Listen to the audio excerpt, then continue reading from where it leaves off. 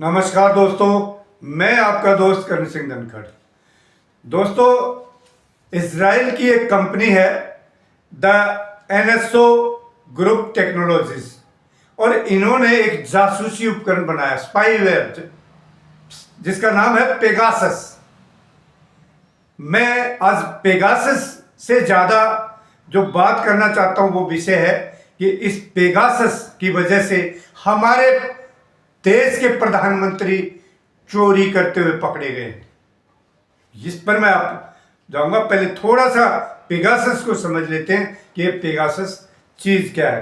Pegasus बनाने वाली company NSO Israel का कहना है कि हम ये सॉफ्टवेयर सिर्फ सरकारों को या सरकारी जांच एजेंसियों को बेचते हैं, और ये स्पाईवेयर हमने सिर्फ इस मकसद से बनाया है कि कोई उग्रवादी गतिविधियों में शामिल है या कोई देश की बड़ी देशद्रोही गतिविधियों में शामिल है तो उनका डाटा कलेक्ट करने के लिए ये हमने स्पाईवेयर बनाया है। ये कहना है एनएसओ जासूसी कंपनी का।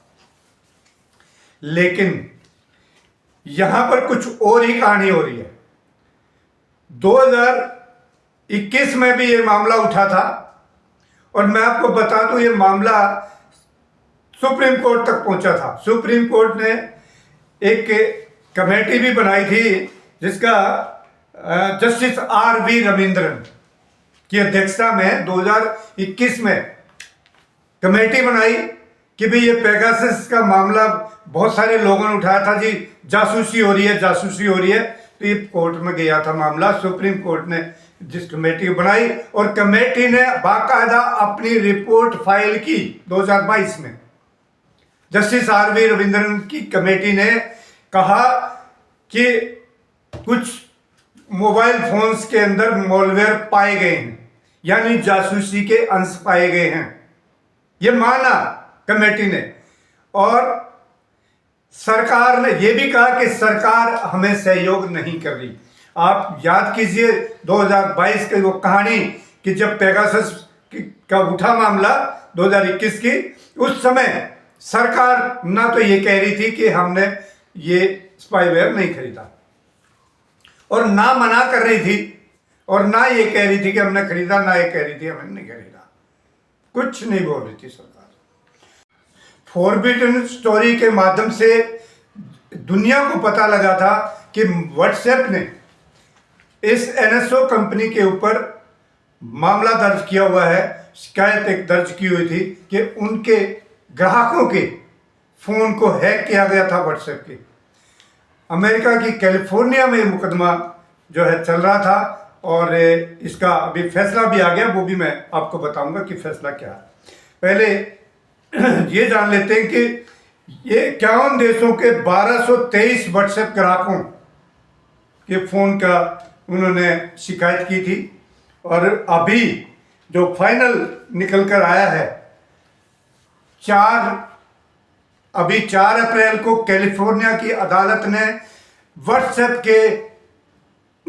के फेवर में फैसला दे दिया है कि एनएसओ ने ये गलत काम किया था। यानी कि ये मामला बिल्कुल स्पष्ट हो चुका है कि इन व्हाट्सएप के माध्यम से एनएसओ ने जासूसी की थी, और किन की जासूसी हुई वो मैं अभी आपको बता देता हूं, किस देश में कितने लोगों की हुई। मैक्सिको 456, दूसरे नंबर पर भारत है 100 लोगों की। और ये याद रखिएगा, ये 100 लोग सिर्फ व्हाट्सएप के माध्यम से हैं। दूसरे जो डायरेक्ट फोनों में घुसा है पेगासस, ये कम से कम 300 या इससे ज्यादा लोग हो सकते हैं।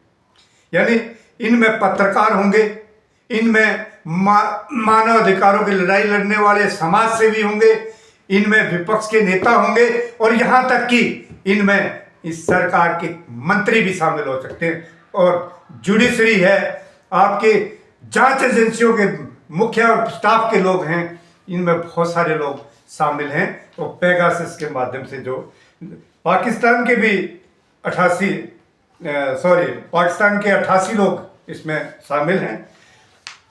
तो यानी कि मोटा मोटी ये है कि इस पेगासस के माध्यम से हमारे विश्व गुरु ने पूरे देश के ऐसे कर्मठ जो देशभक्त लोग हैं उनकी जासूसी करवाई, सबको शिकंजे में लेने के लिए। न्यायपालिका को टेढ़ा बेड़ा तो उसके घर में घुसेड़ दो, उनके बच्चे यानी कि बाथरूम तक। इसकी खासियत बता देता हूं पेगासस की। इसकी खासियत यह है कि इसके कैमरा ऑन हो जाता है, माइक्रोफोन ऑन हो जाता है और बिना परमिशन के घुसता है ये फोन के अंदर। सोचिए कितना खतरनाक है ये। मेरा फोन है, मुझे नहीं पता मेरे फोन में कब पेगासस घुस जाए। आपका फोन है, किसी का भी फोन है, राहुल गांधी के फोन में घुस गया, उन्होंने शिकायत की, किसी के भी फोन में ये पेगासस घुस जाता है और बिना ऑन किए, मान सपोज किया कि आपने बंद कर रखा है, फोन को बंद करके रखा हुआ है और अपनी परिवार बैठा है, आप कॉन्फ्रेंस कर रहे हैं, आप बातचीत कर रहे हैं परिवार के बीच में, आपकी सारी रिकॉर्ड हो रही, क्योंकि माइक्रोफोन भी चल रहा होता है उस समय, बंद फोन का भी, और कैमरा भी ऑन होता है। कैमरा होने के खतरनाक कारण, आप अपने बेडरूम में हैं, किस पोजीशन में है, आपके बच्चे, आपकी जवान बहू बेटी है, वो सारी चीजें इनके पास हैं, इस जासूस के पास, इस धाड़ी वाले के पास। क्योंकि एनएसओ ने ये दावा किया है कि हमने सिर्फ सरकारों को ये स्पाई कैमरे स्पाई जो है ये जासूसी उपकरण हमने सिर्फ सरकारों को बेचे हैं या सरकारी जांच एजेंसियों को। और जो मैं ये कह रहा हूं कि देश के देशभक्तों के ऊपर ये इन्होंने काम किया है, उनकी जासूसी कराई है, उसका भी एक आधार है। आधार ये कि अगर इन्होंने किसी उग्रवादियों के या किसी देशद्रोही के या किसी लुटेरे के करने होते तो आज हमारा कई हजार अरबों खरबों रुपए लेकर ये गुजराती बाहर विदेशों में नहीं भागे होते। गुजराती इसलिए कह रहा हूं कि जितने देश छोड़कर भागे सारे इनके समय में भागे और इन्होंने सेफ पैसेज दिया है और उनमें से जो है ज्यादातर 80% लोग गुजरात के हैं।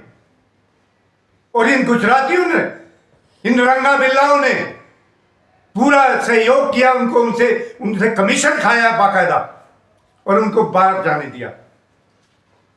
इसके समय पर बहुत सारे राज खुलेंगे। अब क्योंकि कैलिफोर्निया की कोर्ट से सब कुछ क्लियर हो गया और ये बिल्कुल स्पष्ट हो गया कि इसने जो है पाप किए हैं। इन रंगा बिल्ला ने ऐसे ऐसे पाप किए हैं, इस देश में कोई भी बोले उसकी जबान बंद करने के लिए ये क्या क्या कर रहे हैं ये देश देख सकता है कि क्या हो रहा है। आने वाले समय में ये नाम भी आएंगे, क्योंकि जब केस जीत चुके हैं वहां से कोर्ट के पेपर हैं। मैं आपको यहाँ कोर्ट की एक लिस्ट भी डालूंगा, किस किस डिस्क्रिप्शन में देख लेना किस किस देश के कितने हैं। कोर्ट के पेपर हैं, कोर्ट में सबमिट किए, कोर्ट का फैसला आ चुका है। ये तो बिल्कुल तय है कि 100 आदमियों की लिस्ट तो व्हाट्सएप के माध्यम से हो चुकी। अब क्या करेगा, पहले ना कर रहा था ना हाँ कर रहा था।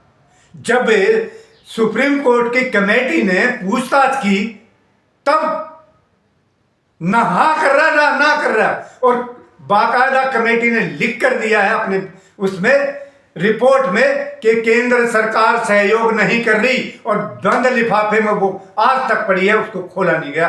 क्योंकि उस समय जो सुप्रीम कोर्ट के जो जज रहे हैं वो थे जिनको रात को भगवान राम जी आ गए तो सवेरे अयोध्या का फैसला राम जी के हक में। वो संविधान को मानने वाले सीजेआई नहीं थे। कोई अगर इस देश में जुडिशरी संविधान को ना मान के किसी के कहने से, भगवान के, राम के, यीशु के कहने से फैसले, तो फिर संविधान की क्या जरूरत है, फाड़ के फेंक दो। अब ये पकड़ा गया, पहाड़ पर पकड़ा गया, चोरी करता हुआ पकड़ा गया। देखना ये होगा क्या शो मोटो लेता है सुप्रीम कोर्ट, क्या अब इस रंगा बिल्ला के ऊपर एफआईआर होती है या नहीं होती है। आने वाले जब भी सरकार बदलेगी, निसंदेह इसने इतने बड़े बड़े पाप कर रखे कि इस गले में रस्सा डरना तय है, ये बच नहीं सकता। अभी के लिए दोस्तों मैं अपनी वाणी को विराम दूंगा। जय हिंद साथियों, जय भारत।